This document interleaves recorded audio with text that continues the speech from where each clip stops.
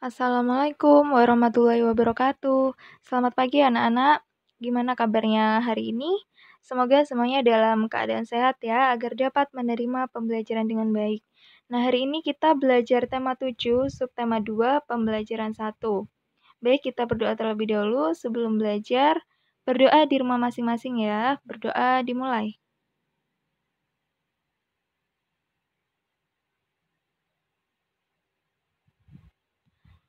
Berdoa selesai.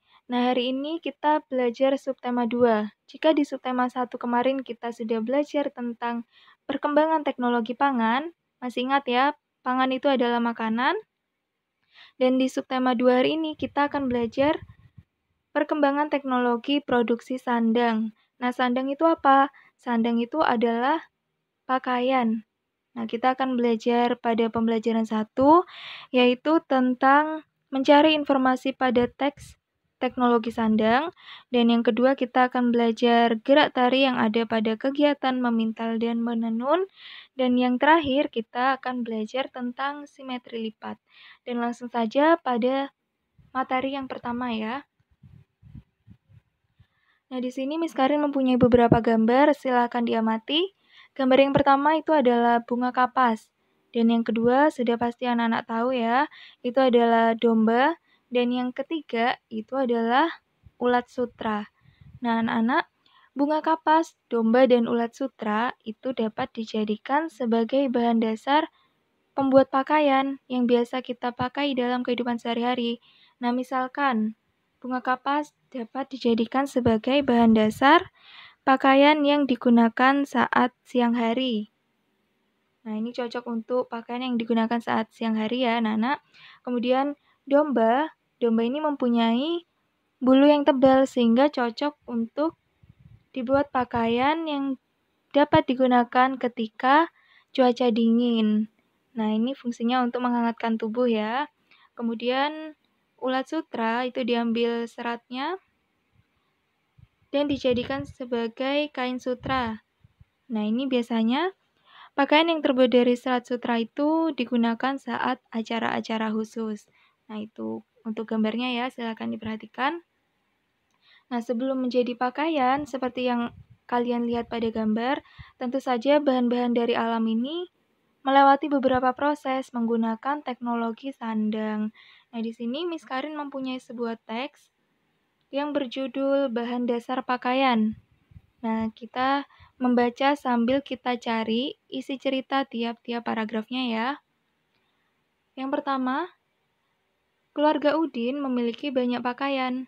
Mereka memakai pakaian untuk melindungi tubuh.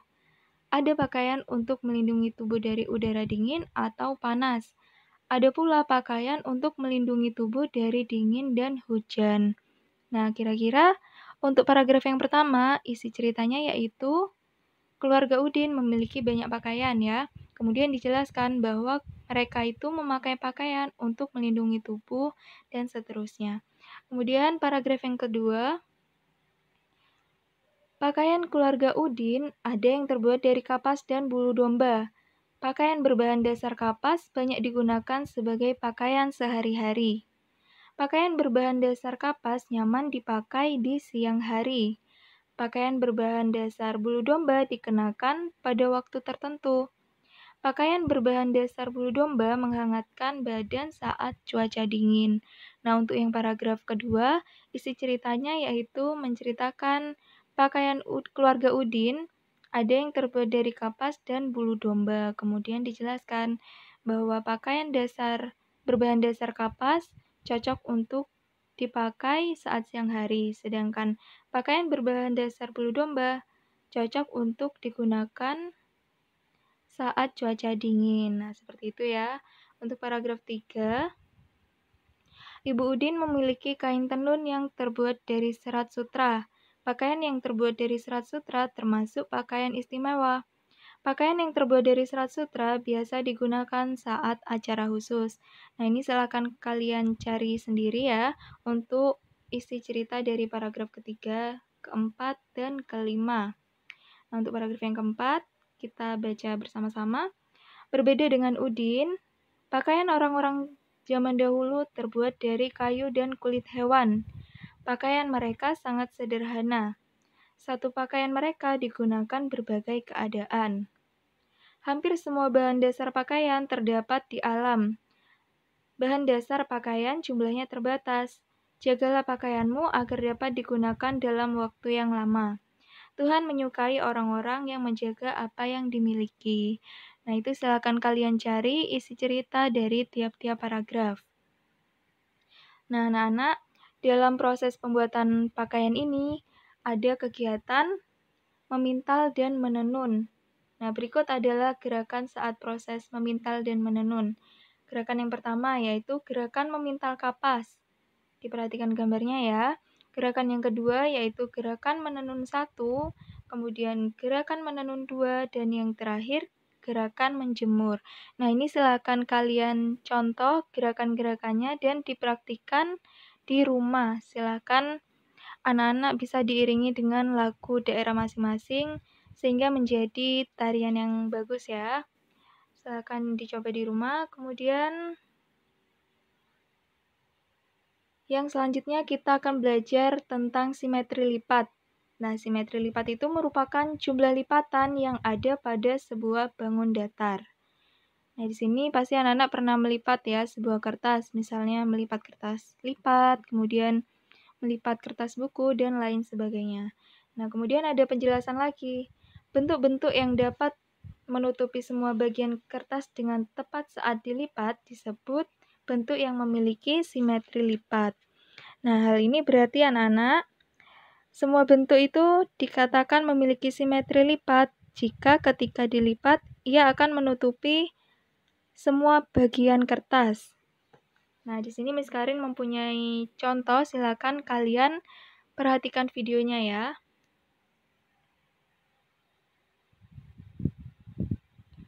Nah, ini ada sebuah kertas lipat. Berbentuk apa anak-anak? Berbentuk. Mari kita lihat apakah ini mempunyai simetri lipat atau tidak. Caranya dengan melipat seperti ini, menjadi dua bagian sama besar. Dilipat ya anak-anak. Kemudian setelah dilipat kita lihat apakah semua bagian kertas itu tertutupi. Ya, tertutupi ya. Itu merupakan simetri lipat yang pertama. Kemudian kita coba lagi. Dilipat dari atas seperti ini. Kemudian setelah dilipat, kita juga akan lihat apakah semua bagian kertas tertutupi. Jika tertutupi semua, itu berarti termasuk simetri lipat. Nah, kita lihat semuanya tertutupi ya, tidak ada bagian kertas yang tidak tertutupi. Berarti ini simetri. Kemudian yang selanjutnya kita coba lipat seperti ini.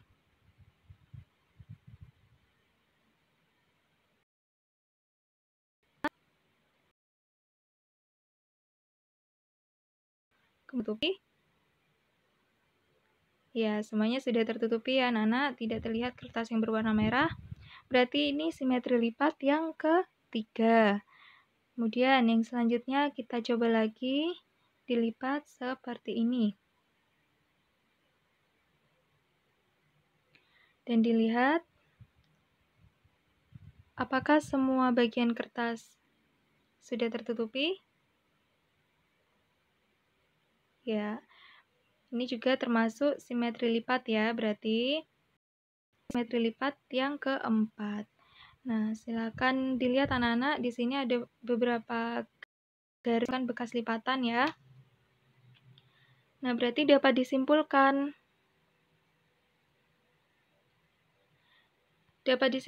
bahwa bangun persegi itu memiliki 4 simetri lipat. Tadi sudah kita coba hitung ya. Dan jumlah sumbu simetri bangun persegi yaitu ada 4. Nah, sumbu simetri itu apa? Sumbu simetri yaitu garis yang membagi dua bangun datar dan saling menutupi. Nah, biasanya sumbu simetri ini ditandai dengan garis putus-putus. Nah, kalian perhatikan gambarnya. Nah, garis putus-putus itu disebut dengan sumbu simetri. Sama dengan bekas lipatan yang tadi sudah kita lihat di video ya.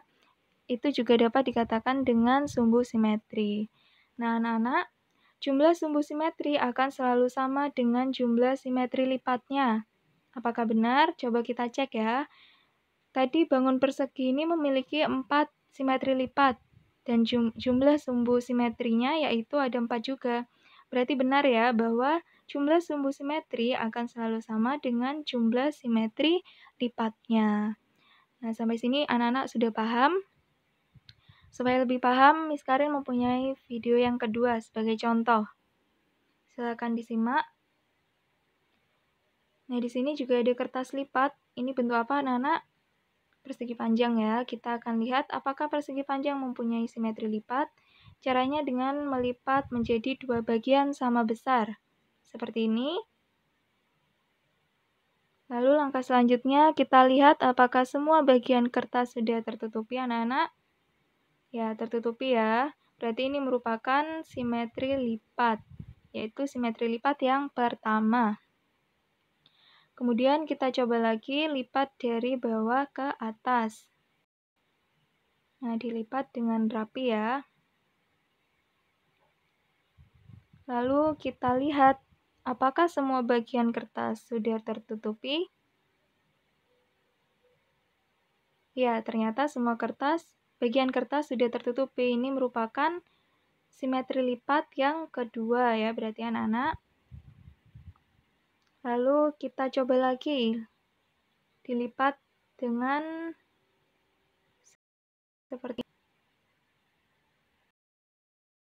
Lalu kita lihat apakah semua bagian, setelah dilihat ternyata ada bagian kertas yang tidak tertutupi. Nah, yang ini ya, anak-anak, yang tidak tertutupi, ini berarti bukan merupakan simetri lipat. Nah, seperti itu. Berarti anak-anak dapat disimpulkan bahwa bangun persegi panjang hanya memiliki 2 simetri lipat, dan jumlah sumbu simetri bangun persegi panjang yaitu ada 2. Seperti itu ya, sampai sini anak-anak sudah paham? Baik, jika sudah paham, seperti biasa ada tugas untuk kalian di rumah. Tugas yang pertama, mengerjakan buku tema 7 halaman 64. Nah, silakan dikerjakan ya, yaitu mencari isi cerita dari setiap paragraf. Nah, itu silakan dibuka pada halaman 64. Dan tugas yang kedua, mengerjakan buku tema 7 halaman 70. Nah, di sana ada sebuah tabel. Nah, di rumah anak-anak bisa mempraktikkan untuk melipat sebuah kertas, kemudian dicari apakah kertas itu mempunyai simetri lipat atau tidak.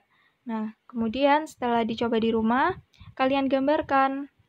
Misalnya tadi kita sudah melipat bangun persegi ya, anak-anak, kemudian digambar bentuk bangun datarnya dan dijumlah atau dilihat dan hitung banyak simetri lipatnya. Nah, seperti yang dicontohkan Miss Karin tadi, bahwa persegi memiliki 4 simetri lipat.